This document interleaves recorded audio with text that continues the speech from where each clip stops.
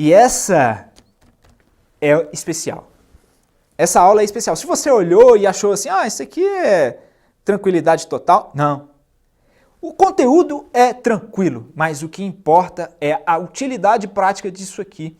Você adotar um benchmark, olha que nome bonito, para retorno relativo.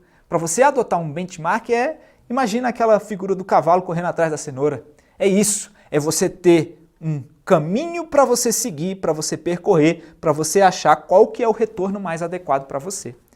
Você não vai ser aquela pessoa que vai buscar o retorno absoluto das coisas. Porque como você viu aqui na nossa apostila, achar o retorno absoluto é errado. Então vai lá, você investe R$1.000 num título privado, num CDB. Aí você ganhou 10%, ganhou R$100. Aí você vai lá e investe num outro título privado, numa LCI, bota lá R$2.000 e ganha R$150. Você fica feliz pra caramba. Caramba, aqui eu botei 100, aqui eu ganhei 150. Você tá doido, porque remunerou menos. 100 para 1.000 é 10%. 150 para dos 2.000 não é nem 10%. Se fosse 10% seria 200. Então está errado você fazer pelo retorno absoluto. Quando você vai para o retorno percentual, aí já fica melhor. Você faz o retorno percentual, você faz a relação entre os juros obtidos e o capital aplicado. Aí você tem uma forma de comparar os seus investimentos. Você consegue fazer uma carteira diferenciada. Quando você coloca lá no CDB, busca 10%, então você vai ganhar 100. Lá nesse outro meu exemplo, de 2.000 para 150, não dá, vai dar mais ou menos 7,5%. Então você vai buscar alguma coisa que remunere pelo menos 10% para não contaminar a tua carteira para baixo. Porque quando você vai buscando percentuais equivalentes, você tende a buscar um retorno médio. E um retorno médio é uma média ponderada entre o percentual, número índice, tá? Você não vai colocar o percentual e multiplicar, que está errado. Você transforma isso em número índice.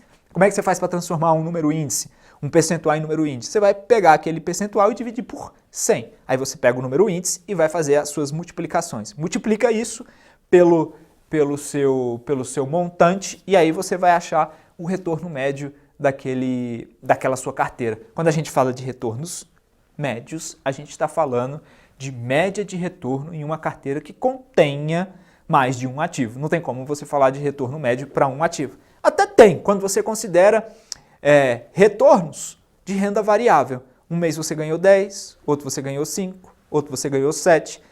Quando você faz de um período um período maior, sim, você consegue fazer o retorno médio daquele ativo. Mas se você for considerar um período único, um mês, retornos médios seria retornos ponderados sobre os ativos alocados. Agora você tem um retorno acumulado, que aí sim eu acho mais adequado do que fazer o retorno médio de um ativo num período de tempo maior. Quando você faz o retorno médio de um ativo, você sabe. Beleza, ele me retornou mais ou menos isso aqui, é isso aqui que eu tenho que esperar? Não, a gente sabe, retornos passados não são garantia de retornos futuros. Mas quando você faz um retorno acumulado, aí sim você pode esperar algo interessante ali para o futuro. Não um retorno médio. Retorno médio só se você considerar muita coisa. É certo que a teoria econômica, algumas coisas dizem que tudo tende à média, então a gente fica sempre entre o retorno acumulado e o retorno médio. A gente sempre faz essas cotejamentos. Você não vai ter um indicador, isso tudo é indicador, que seja perfeito.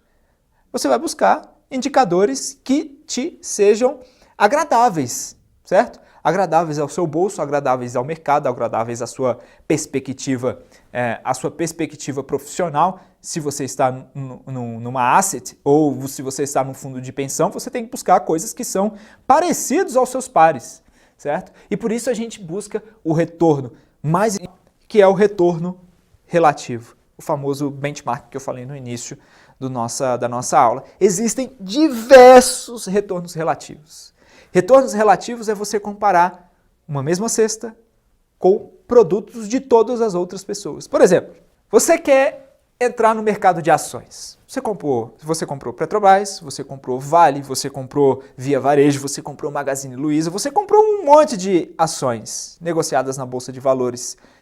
Você comprou um monte de coisa lá na B3. E aí você está tendo um rendimento espetacular, está lá 7%. Mas em comparação ao quê?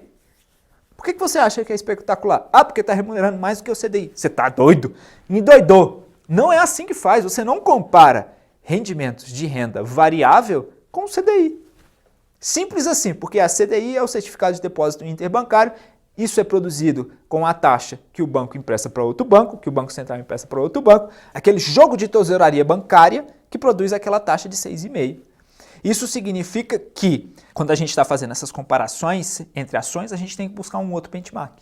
E o benchmark para renda variável, renda de ação, mercado de ação, é nada mais nada menos do que o Ibovespa, o índice criado pela B3, pela Bolsa de Valores de São Paulo, que agora é B3, né? Mas manteve-se o IBOV.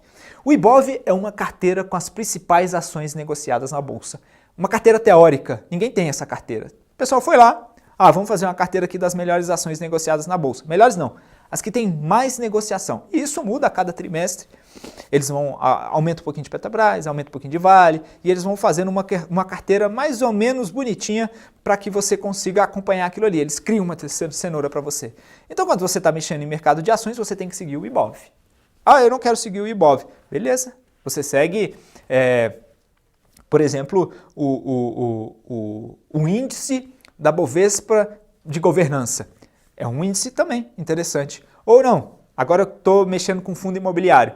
Beleza, para você seguir o fundo imobiliário também tem um índice específico da Bolsa que mede uma carteira teórica de fundos imobiliários que vai dar mais ou menos aquilo ali de variação. Ou seja, para cada uma das carteiras você tem um benchmark, para cada um você tem um retorno relativo. E é para aquele retorno relativo que você tem que olhar.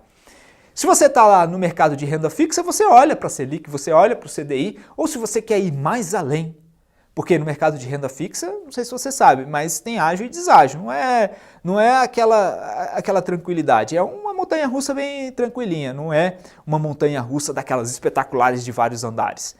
Você tem que olhar, por exemplo, o IMA, lá do Ambima, que é a família IMA, né? A família é um conjunto de carteiras que vai olhar para o Tesouro Direto, para títulos públicos e vai ver os ágios e deságios e vai ver a rentabilidade. Aí, se você está fazendo uma carteira de títulos públicos, é legal você olhar não a Selic, pelo amor de Deus, mas sim a família IMA, a família IRB, os índices de renda fixa do mercado produzidos pela Ambima.